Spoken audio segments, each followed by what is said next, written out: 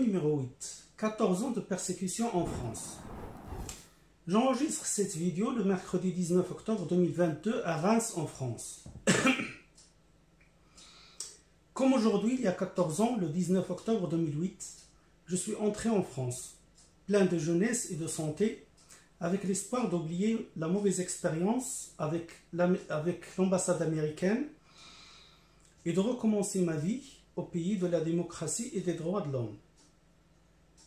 Mon rêve était de continuer mes études supérieures pour obtenir un doctorat en système réseau et télécommunications. Mon domaine préféré que je maîtrise bien depuis le début de ma carrière en 1998. J'ai ramené en France 10 ans d'expérience professionnelle réussie dans les grandes entreprises et des diplômes supérieurs et certifications internationales. Je me rappelle que des collègues de travail à Casablanca American School m'ont déconseillé la France, qui est alliée des Américains. Mais je n'avais pas le choix et je ne pouvais pas rester plus longtemps au Maroc. Surtout après des menaces de l'intermédiaire des Américains, un riche Marocain, Mohamed Al-Rosafi.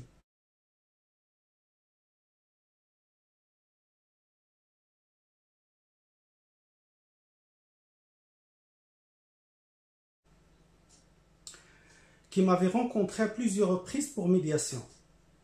Mais par la suite, ce monsieur a commencé le chantage et les menaces de m'interdire le travail au Maroc, de saisir mes biens et de m'emprisonner en plaçant la drogue dans ma voiture. Avant mon départ en France, Mohamed Al-Rosafi m'a appelé et injurié en demandant mon adresse pour venir me faire la peau. Je l'ai injurié à mon tour et j'ai raccroché. C'était le dernier contact avec les Américains. Je ne pouvais pas porter plainte contre ces gens puissants au Maroc et protégés par l'ambassade américaine.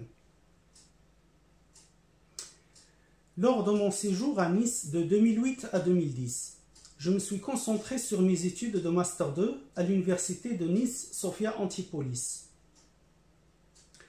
Le 14 janvier 2009, je suis retourné une première fois au Maroc pour assister à l'audience de mon procès contre Casablanca American School au tribunal de première instance de Casablanca. L'école était représentée par son directeur Alan Hughes et l'administrateur marocain Saad Gessous, qui avait honteusement critiqué mon excellent travail reconnu par l'ambassadeur américain et prétendu mon incompétence en informatique.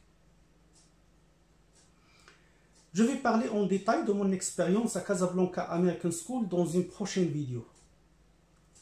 Le 4 mars 2009, le tribunal a jugé mon licenciement abusif et condamné Casablanca American School à me verser une indemnisation globale de 11 000 €, avec injonction de remise d'un certificat de travail sous astreinte de 100 dirhams par jour de retard. Ce jugement n'a pas été exécuté.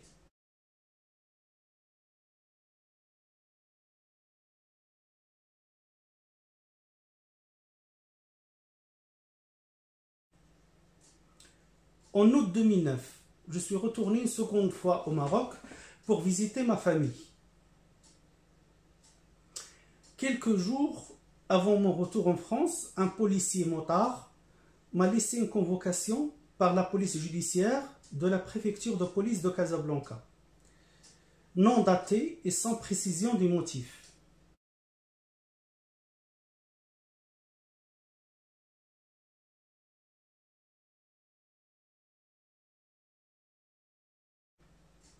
Je suis rentré en France et je n'ai plus remis les pieds au Maroc pendant 7 années. Par la suite, les services des impôts ont harcelé ma famille et menacé de saisir la maison pour soi-disant non-règlement d'imposition d'entreprise en 2008 pour le même montant jugé de 11 000 €, alors que j'étais salarié et non propriétaire. À Nice, j'ai dépensé mes économies et je n'avais pas d'aide. Le seul travail étudiant que j'ai pu trouver à la bibliothèque universitaire, on ne m'a pas payé. Pourtant, j'habitais la commune de Valbonne, au parc technologique Sophia Antipolis, où sont installées les entreprises high-tech. J'ai passé énormément d'entretiens, mais sans aucune suite. Les gens ne comprenaient pas comment un ingénieur informaticien n'arrivait pas à trouver un poste de technicien ou même un stage. Une responsable RH d'entreprise m'avait confié que la préfecture de Nice rejetait électroniquement les demandes de travail sans motif, alors que j'avais bien droit de travailler en France comme tous les étudiants et je n'ai reçu aucune décision contraire.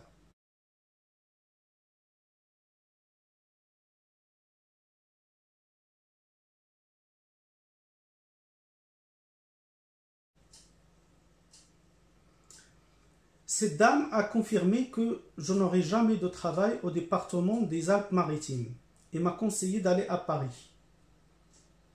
En août 2010, j'ai déménagé à Reims en abandonnant mon projet de doctorat. En février 2011, j'ai commencé le travail à Paris avec l'entreprise Directic Engineering pour mission longue durée au data center de l'opérateur France Télécom Orange.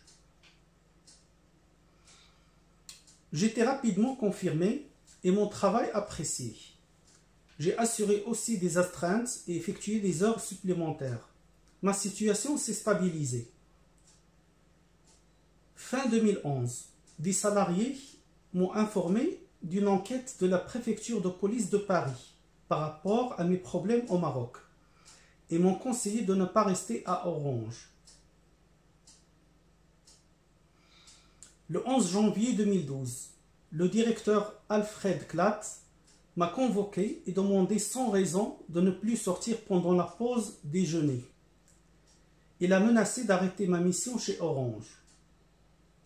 J'ai informé l'inspection de travail et le syndicat CGT du danger au travail chez Orange.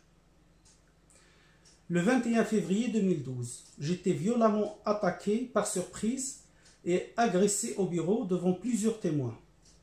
Les services Orange m'ont demandé de quitter les lieux sans intervention de police. Merci du visionnage, à la prochaine vidéo.